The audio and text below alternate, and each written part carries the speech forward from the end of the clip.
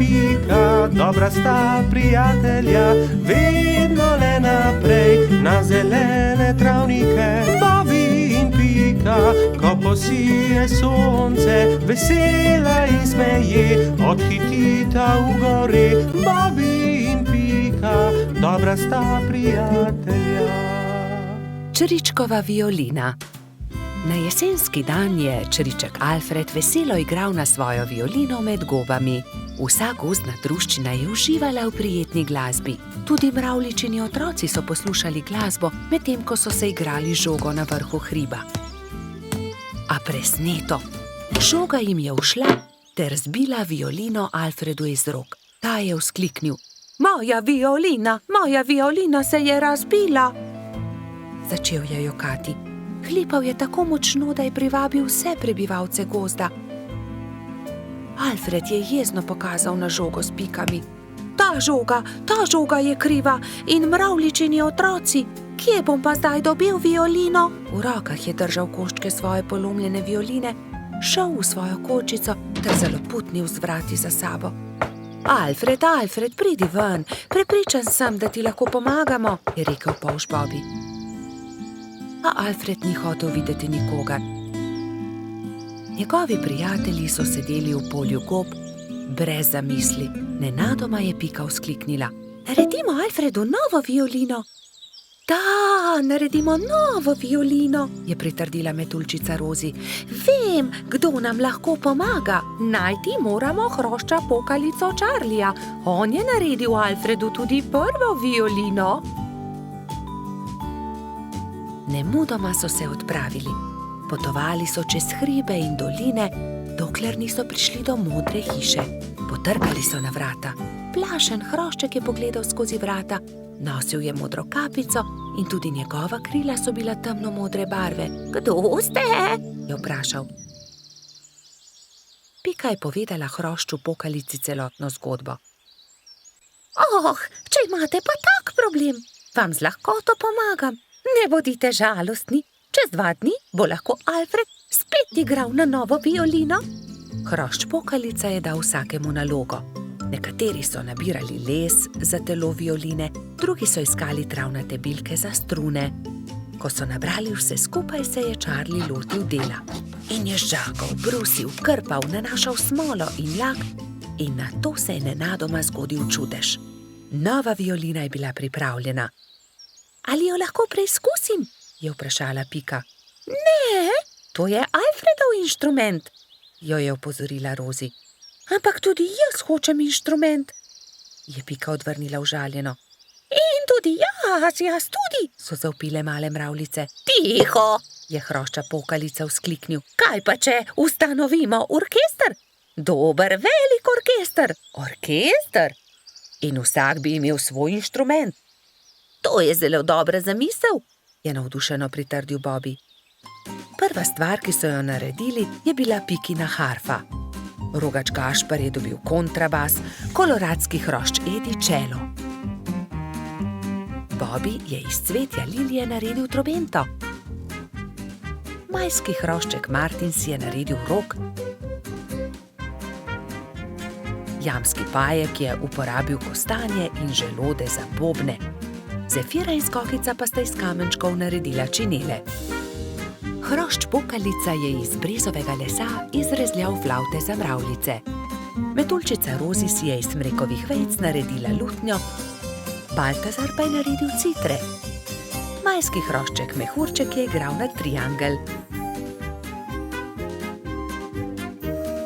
Ko so se dobro uglasili, so se odpravili do Alfredove hišice.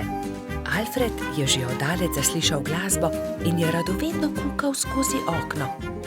Od presenečenja je pozabil zapreti usta. Dragi Alfred, so začeli mravljičini otroci. Prosim, ne bodi jezen na nas, ker smo razbili tvojo violino.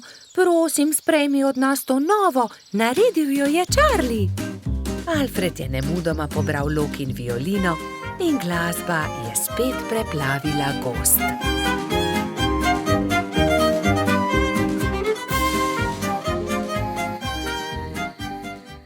Bobby in Pika, dobra sta prijatelja.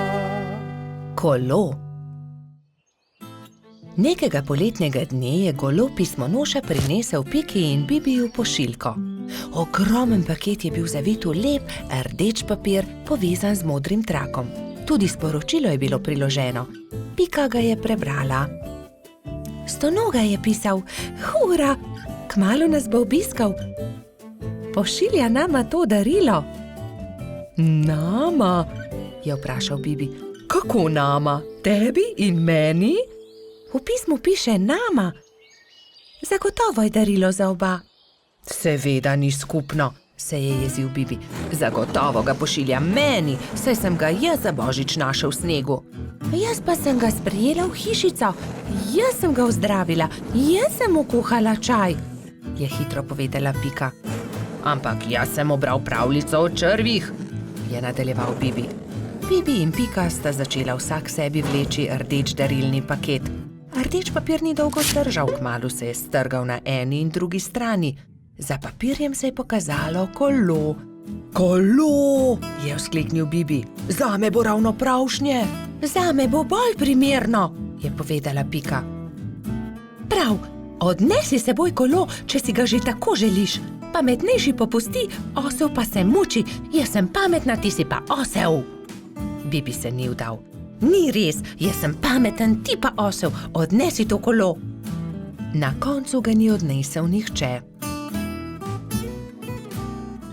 Jezno sta odšla in pustila na pol odvito kolo na travniku. Kmalu so prišli Trod Baltazar in Metuljčica Rozi. "Poglej, kaj je to? Kolo!" je vprašal Baltazar. "Res je," je odgovorila Rozi. "Tudi sporočilo je. Bibiju in Piki od Stonoge." "Odnesimo ga," je predlagal Baltazar. Dvignili so ga, da je ves darilni papir padel z njega in se smejali. "Poglej, to je kolo za dva lahko sedita gor." "Poskusiva," je rekel Baltazar.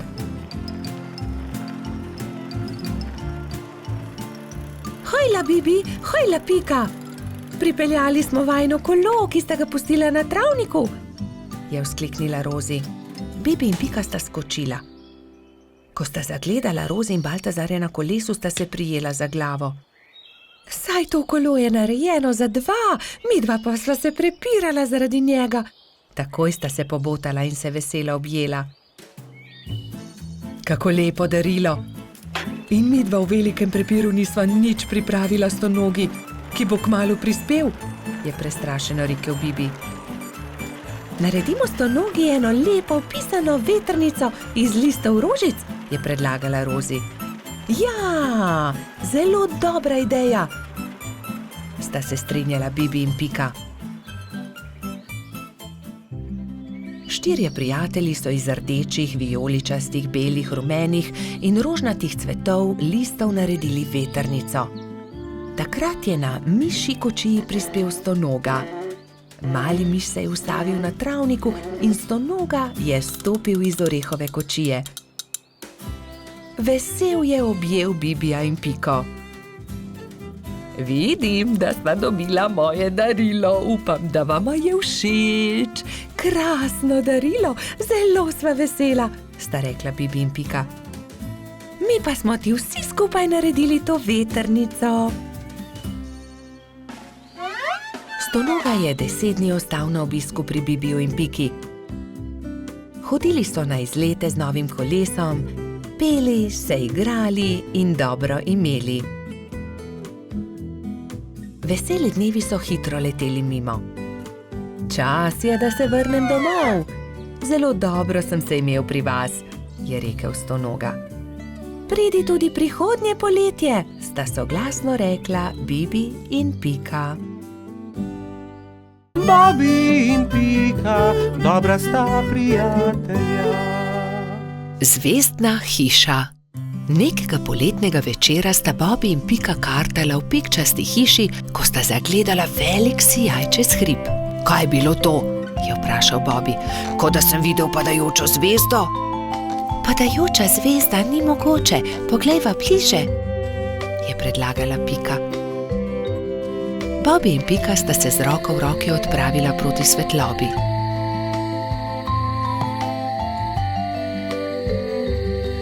Poglej, Bobby, tam! Polžu so ostala odprta usta od začudenja. Na vrhu hriba je stala hišica v obliki zvezde. Kako je prišla sem ta hiša? Do zdaj ni bila tukaj, je šepnil Bobby. Ostani tukaj, jaz pa grem hitro povedati drugim, je šepnila Pika in že odletela poklicat Baltazarja, Rozi in Gašperja.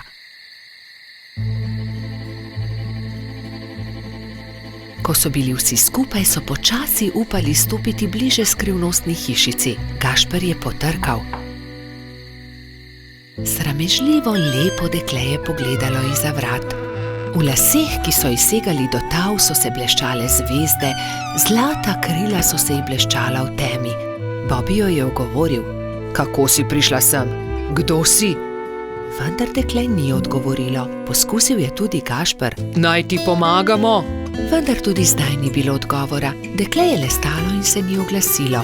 Dobro, če ne poveš ničesar, potem ne povej, se je kujal Gašper.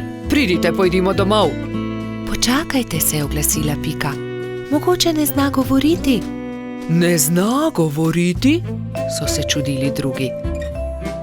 Pika je pobrala palico, narisala zvezdo na zemljo in palico smeje pomolila dekletu. Deklica je boječe segla po palici, vendar se je lotila risanja. Harfa? Majhna harfa? Je vprašala Pika in dekle je pokimalo. Si jo izgubila? Je vprašala Rozi in dekle je pokazalo na okno. Je padla skozi okno? Se je oglasil Bobby in dekle je znova prikimalo. Ne razumem, je zamrmral Baltazar. Jaz razumem, se je delala pametno Pika. Živi skoraj na nebu, vendar je njena harfa padla skozi okno, zato je prišla dol, da jo poišče. Potem ji pomagajmo, je rekel Baltazar. Ne boj se, poiskali jo bomo, so dejali vsi in se odpravili v gozd iskat inštrument.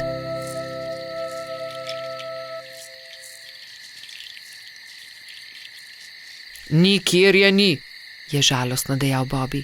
Pogledal sem vsak grm. Tudi jaz je ne najdem, čeprav smo pogledali vse povsod, se je jezil tudi Baltazar. Pogledala bom tudi skoraj na višini, je dejala Rozi, razprla krila in odletela gor. Tu je, našla sem jo, je po dolgem času zavpila metuljčica. Iz gnezda kanarčkov je dvignila majhno zlato harfo.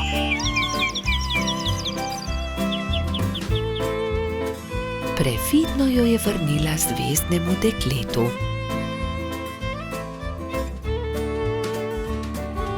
Dekle je odšlo v hišo in zaklenilo vrata. Iz las je vzela drobno svetlečo zvezdo in jo dala Rozi. Meni jo daš? Je presenečeno vprašala metuljčica in zvezdno dekle je pokimalo. Stopila je k oknu in podrgnila harfo. Ob mehki glasbi se je zvezdna hiša počasi začela dvigati. Odletela bo na nebo, se je čudil Bobby. Na koncu je bila že tako majhna, da niso niti vedeli, katera je med velikimi zvezdami. Škoda, da je odšla, je vzdihnil Gašper. Rozi je zelo pazila na zvezdo. Shranila jo je v okrasno škatlo in si jo vpela v lase le ob posebnih dneh. Takrat se je vedno spomnila zvezdne deklice, ki igra na harfo nekje na nebu v svoji zvezdni hišici.